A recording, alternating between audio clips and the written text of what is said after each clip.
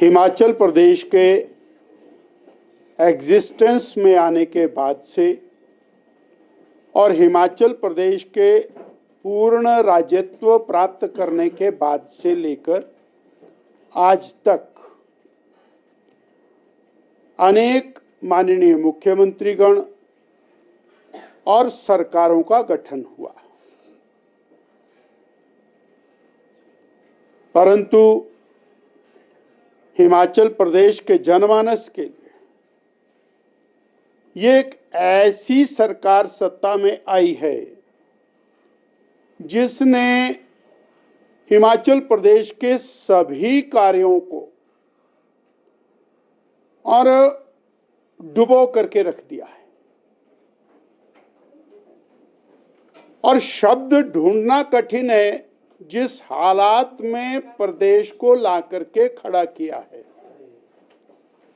और वो प्रदेश के हालात एक विषय में नहीं है, अनेक विषयों में। अगर हम कानून व्यवस्था की चर्चा करें तो ऐसी स्थिति में आज प्रदेश है कि कोई जैसे वाली वारस ना हो। हत्या, खून, फिरौती, डकैती ये तो निरंतर है ही, पर किस तरह से ड्रग्स का प्रभाव बढ़ता चला जा रहा है। मीडिया में जो रिपोर्ट छपी है उसके अनुसार 9% यूथ कहीं ना कहीं हिमाचल प्रदेश का प्रभावित दिखाई दे रहा है। और उसके बाद हम लगातार क्लेम कर रहे हैं कि हम और नशे के ऊपर क्रैक कर रहे हैं। जहां से भी सरकार को आर्थिक संसाधन मिल सकते हैं वो सारे के सारे भ्रष्टाचार की भेंट चढ़ रहे हैं। हमारा प्राकृतिक रूप से जो संसाधन है वो माइन एंड मिनरल है। जगह जगह के ऊपर खनन माफिया, वो कांगड़ा हो, चंबा हो, मंडी हो, सिरमौर हो, सोलन हो, सब जगह माफिया सर चढ़ करके बोल रहा है। और जो रेवेन्यू प्रदेश की सरकार को आना चाहिए, 3.25 साल में वो रेवेन्यू लगातार बाहर जा रहा है और प्रदेश की सरकार को लगातार करोड़ों अरबों रुपए की चपत लग रही है। जहां कानून व्यवस्था बिगड़ रही है वहीं प्रदेश की सरकार को करोड़ों अरबों की चपत लग रही है। प्रशासनिक कोलैप्स उसके कारण खड़ा हुआ है। हमारी प्राकृतिक संपदा है वन, और बड़ा मास स्केल के अंदर वन माफिया उसने 3-3.5 साल में सरकारी वनों का कटान किया है। अब वो जो हिमाचल प्रदेश के लिए खैर के पेड़ आमदनी का जरिया हो सकते हैं, वो खैर के पेड़ भ्रष्टाचार का जरिया बना हुआ है। और हमारे ध्यान में है, मीडिया ने हाईलाइट किया, चंबा में किस तरह से एक वन अधिकारी को वन माफिया ने गाड़ी से बांध करके 3 किलोमीटर तक घसीटा और उसके बाद वो हाथ जोड़ करके माफी मांग के जान बचा करके भागा।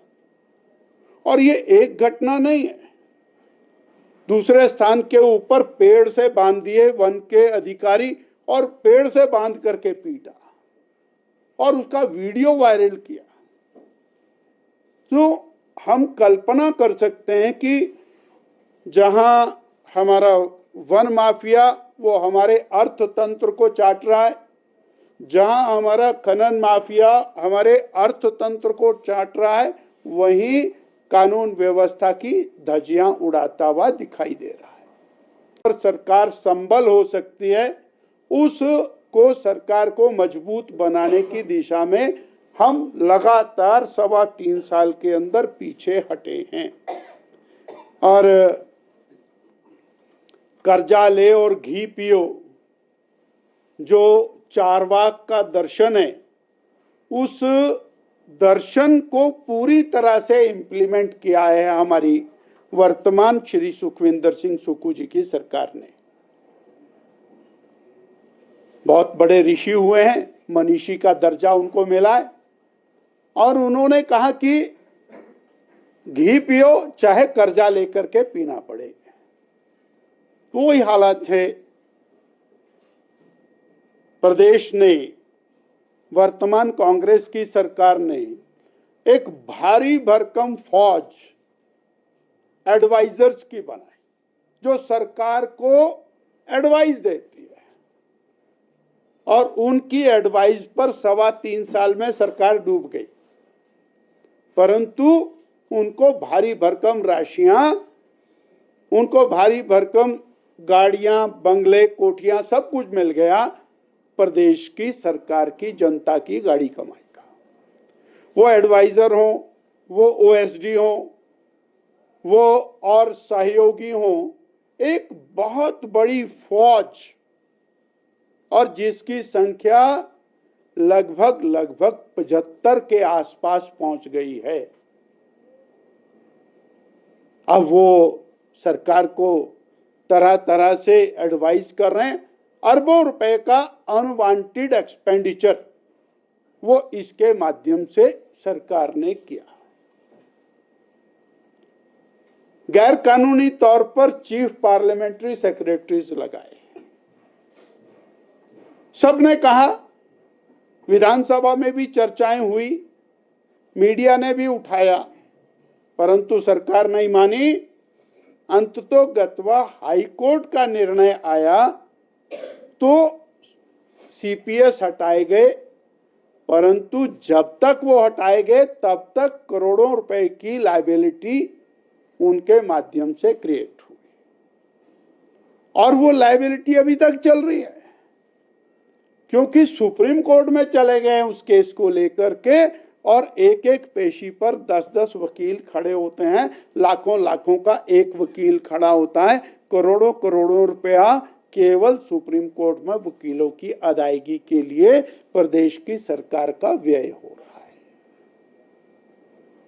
मैं ये बताना चाह रहा हूं कि हमने कहां कहां से प्रदेश की सरकार को 3-3.5 साल के अंदर नुकसान पहुंचाया, और जिसके कारण आज फाइनेंशियल मेस के रूप में हम खड़े हुए दिखाई देते हैं। एडवोकेट